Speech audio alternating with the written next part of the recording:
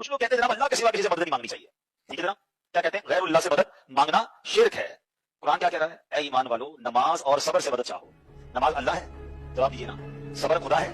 نہیں۔ جب نماز اور صبر سے مدد مانگنے کا قرآن حکم دے رہا ہے، اس کا مطلب غیر اللہ سے مدد مانگنا تو شرک ہے۔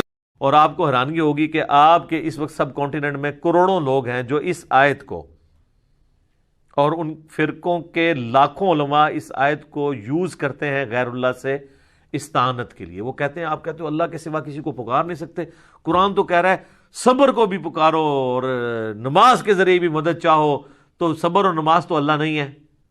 تو یہ لوگوں کو پہلے بات نہیں سمجھ آتی تھی، میں نے اس کو سمپل کر دیا ہے۔ یا ایھا الذین آمنوا استعینوا بالصبر والصلاۃ، اے ایمان والو مدد طلب کیا کرو صبر کے ذریعے اور نماز کے ذریعے۔ کس کی مدد؟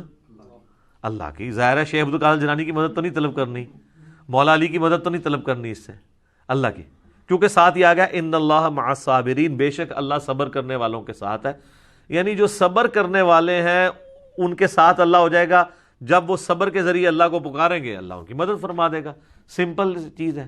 اور آپ کو حیرانگی ہوگی کہ آپ کے اس وقت سب کانٹیننٹ میں کروڑوں لوگ ہیں جو اس آیت کو اور ان فرقوں کے لاکھوں علماء اس آیت کو یوز کرتے ہیں غیر اللہ سے استعانت کے لیے۔ وہ کہتے ہیں، آپ کہتے ہو اللہ کے سوا کسی کو پکار نہیں سکتے، قرآن تو کہہ رہا ہے صبر کو بھی پکارو اور نماز کے ذریعے بھی مدد چاہو، تو صبر اور نماز تو اللہ نہیں ہے۔ تو یہ لوگوں کو پہلے بات نہیں سمجھ آتی تھی، میں نے اس کو سمپل کر دیا ہے۔ انہی لوگوں نے جب یہ ہمارے سامنے آیتیں پڑھتے ہیں تو ہم کہتے ہیں اس کا مطلب ہے المدد یا نماز، المدد یا صبر، میری مدد فرمائیے۔ تو کہتے ہیں نہیں، یہ تو مطلب نہیں ہے۔ تو پھر آپ تو یہی کر رہے ہیں نا، اس سے آپ المدد یا شیخ عبد القادر جیلانی نکال رہے ہیں، یا آپ شیخ عبد القادر جیلانی سے یوں کریں کہ وہ آپ کے سامنے موجود ہوں اور آپ ان کے ذریعے دعا کروا لیں، وہ تو ایک معاملہ علیحدہ ہو جائے۔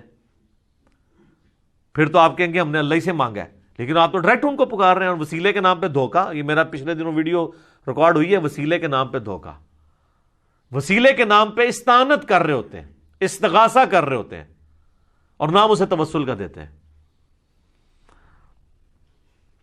تو کسی نے نہیں کہا المدد یا نماز، المدد یا صبر، بلکہ اللہ کی مدد چاہتے ہیں۔ اس کا مطلب یہ ہے کہ جو نماز پڑھے گا اللہ کی مدد کا حقدار ہو جائے گا، جو صبر کرے گا وہ اللہ کی مدد کا حقدار ہو جائے گا۔ اس سے ایک ایسا وسیلہ پتہ چلا جسے ہم کہتے ہیں نیک اعمال کا وسیلہ، کہ آپ نیک اعمال کو بھی اللہ کے حضور وسیلے کے طور پہ پیش کر سکتے ہیں۔ وہ جو بخاری مسلم میں 3 لوگوں کا ذکر ہے جو غار میں پھنس جاتے ہیں، پہلے ایک اللہ کے حضور وسیلہ پیش کرتا ہے اپنے عمل کا جو اس نے سب سے چھپا کے کیا ہوتا ہے، تھوڑا سا پتھر سرک جاتا ہے، پھر دوسرا، پھر تیسرا، پھر کھل جاتا ہے۔ نیک اعمال کا وسیلہ پیش کریں۔ یہ 6 وسیلے ہیں، 5 ثابت ہیں، ایک ثابت نہیں ہے۔ میرا وسیلہ اور توسل کے اوپر جو لیکچر ہے مسئلہ 43 وہ بھی دیکھ لیں، اور لیٹسٹ جو وسیلے کے نام پہ دھوکہ، یہ آپ دیکھیں تو آپ کو پتہ چل جائے گا۔ تو ان آیات کو مس کوٹ کرتے ہیں، حالانکہ اس کا تعلق اللہ ہی کے ساتھ ہے کہ صبر اور نماز کے ذریعے آپ نے اللہ کی طرف متوجہ ہونا ہے۔ صبر کے اندر پوری زندگی ہے، بلکہ نماز بھی صبر ہی ہے۔ جناب فجر کی نماز گرمیوں میں اٹھ کے پڑھنا صبر نہیں ہے جب نیند ہی نہیں پوری ہوتی؟ سردیوں میں نماز کے لیے وضو کرنا کیا صبر نہیں ہے؟ صبر کی 3 اقسام ہے مینلی۔ ایک صبر ہے اللہ تعالی کی طرف سے آئے ہوئے تکلیفوں پہ صبر کرنا، وہ تو ہم سب کو پتہ ہے، اور وہ صبر ہوگا ابتدائی صدمے پہ۔ اس کی آگے آیات بھی آ جائیں گے، اس کے لیے آپ نے کہنا ہے انا للہ و انا الیہ راجعون، بے شک ہم خود بھی تو اللہ کی طرف سے آئے تھے، ہم نے لوٹ کے اللہ کی طرف جانا ہے۔ یہ تکلیف بھی آئی، الٹیمیٹلی چلی جائے گی۔ اور صحیح مسلم میں آگے ایک اور دعا کا حصہ ہے، اللہم جرنی فی مصیبتی واخلف لی خیرا منہا۔ تو مسلم شریف کے الفاظ ہیں، جو یہ دعا پڑھ لے گا تو اللہ تعالیٰ اسے بہتر نعم البدل عطا فرمائے گا اس چھوٹ جانے والی چیز کے ایکویلنٹ۔ اس کا مطلب یہی ہے، اللہم جرنی فی مصیبتی، اے اللہ اس مصیبت میں مجھے اجر عطا فرما، واخلف لی خیرا منہا، اس سے بہتر میرے لیے خلیفہ مقرر کر دے، بہتر نعم البدل۔ اور مسلم شریف کے الفاظ ہیں، ام سلمہ کہتی ہیں جب میرا خاوند ابو سلمہ فوت ہوا تو میں بڑی دکھی تھی، تو میں نے حضور سے یہ دعا سنی ہوئی تھی، انا للہ و انا الیہ راجعون، اللہم جرنی فی مصیبتی واخلف لی خیرا منہا۔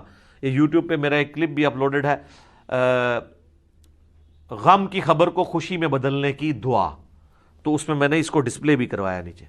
تو کہتی ہیں میں نے یہ دعا پڑھ لی اور میں پھر پریشان تھی کہ ابو سلمہ سے بہتر تو نبی اسلام کے صحابہ میں کوئی اور صحابی نہیں ہے، تو مجھے اللہ تعالیٰ اس کا بہتر نعم البدل کیا دے گا؟ تو کہتے ہیں جیسے ہی میری عدت پوری ہوئی تو نبی الاسلام میرے پاس آئے اور انہوں نے میرے سامنے اس خواہش کا اظہار کیا کہ میں تمہیں اپنے عقد میں لینا چاہتا ہوں. تو کہتی ہیں میں نے کہا مجھے واقعی نعم البدل مل گیا. اور ام المومنین بنی ہیں 64 ہجری میں فوت ہوئی ہیں، واقعہ کربلا کے بھی 3 سال بعد فوت ہوئی ہیں. نبی الاسلام کی وفات کے بعد یہ 53 سال زندہ رہی ہیں.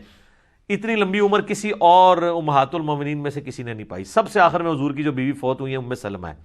اور اہل بیت کی شان میں اور کربلا سے ریلیٹڈ جتنی احادیث ہے نا وہ آلموسٹ ام سلمہ نے روایت کی ہوئی ہے. نبی اسلام کی یہ بڑی لاڈلی ترین بیویوں میں سے ہے ام سلمہ سلام اللہ علیہا ورضی اللہ تعالی عنہا. تو انہوں نے یہ دعا پڑھ لی تھی، تو وہ اس کا کچھ حصہ آگے آ بھی جائے گا. اللہ تعالیٰ نیک بندوں کی نشانی بتائے گا کہ وہ جب بھی ان پہ کوئی تکلیف آتی ہے تو وہ یہی کہتے ہیں انا للہ و انا الیہ راجعون. تو پہلا صبر ہے تکلیفوں پہ. دوسرا صبر ہے جو اللہ نے آپ پہ پابندیاں لگا دی ہیں فرائض کی. نماز پڑھنی ہے، روزہ رکھنا ہے، یہ ظاہر ہے آپ کو اس کے لیے جنبی ہوں تو غسل اتارنا ہے، اس کے لیے آپ کو تکلیف سے نہیں گزرنا پڑتا، پروٹوکول دینا پڑتا ہے. تو یہ بھی ہے. اور تیسرا صبر ہے حرام چیزوں سے بچنے پہ. آنکھوں کی حفاظت کرنا، اس کو حرام سے بچانا، اس کے لیے صبر کرنا پڑتا ہے. حرام کما کے راتوں رات امیر ہو جانا یہ تو آسان کام ہے، لیکن حلال کما کے روکھی سکی کھا کے گزارا کرنا اور اللہ سے ڈرنا کہ میں نے حرام کا لقمہ اپنے پیٹ میں نہیں جانے دینا، اس کے لیے آپ کو صبر کرنا پڑے گا. تو یہ 3 صبر ہے. نمبر 1 اللہ کی طرف سے آئی ہوئی تکالیف پہ صبر.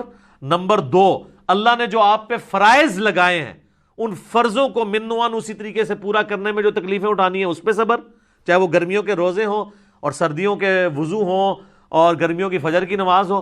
اور تیسرا اللہ تبارک و تعالیٰ نے جو حرام سے بچنے کے لیے آپ کو ایمفسائز کیا ہے اور اٹریکشن بھی رکھ دی اس حرام کے اندر، تو صبر کرنا پڑے گا نا.